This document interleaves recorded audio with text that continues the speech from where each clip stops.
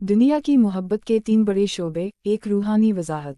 दुनिया की मोहब्बत को अक्सर बुरा समझा जाता है, लेकिन ये बात हमेशा याद रखनी चाहिए कि असल बुराई दुनिया नहीं, बल्कि दुनिया की हद से बढ़ी हुई मोहब्बत है। दुनिया की मोहब्बत के कई रंग हैं, लेकिन उनमें से 3 बड़े शोबे ऐसे हैं जिन्होंने इंसान को सबसे ज़्यादा गुमराह किया है, और इन्हीं को समझना सबसे ज़रूरी है। 1. हबे बा, शहवत की बेलगामी। बा एक अरबी इस्तिलाह है जिसका मतलब है मर्दाना क़ुव्वत, यानी वो तबई ताकत जो मर्द को औरत की तरफ रग़बत दिलाती है।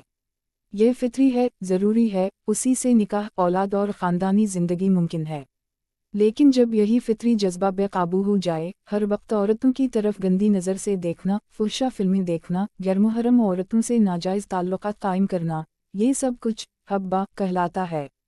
ये ऐसी ख़तरनाक बीमारी है जो बज़ाहिर दिल को खुशी देती है, मगर रूह को तबाह कर देती है।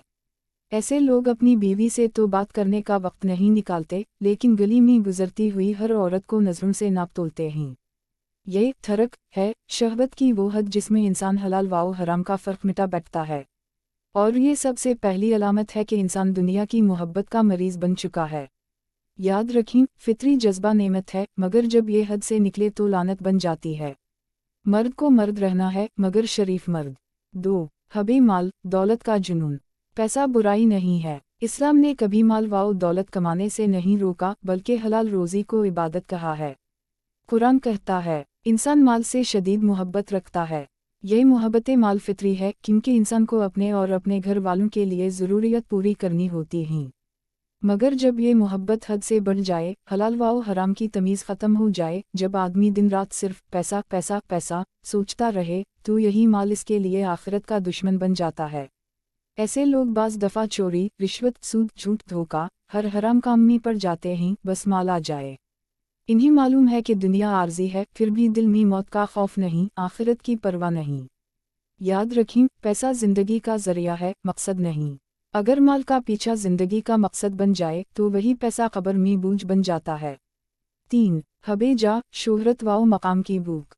तीसरी बड़ी दुनियावी मोहब्बत जा व मनसब की है, यानी शोहरत, इज़्ज़त, मकाम, ताकत। लोग मेरी तारीफ़ करें, मेरी वाह वाह हो, मैं लोगों पर हुक्मरानी करूं।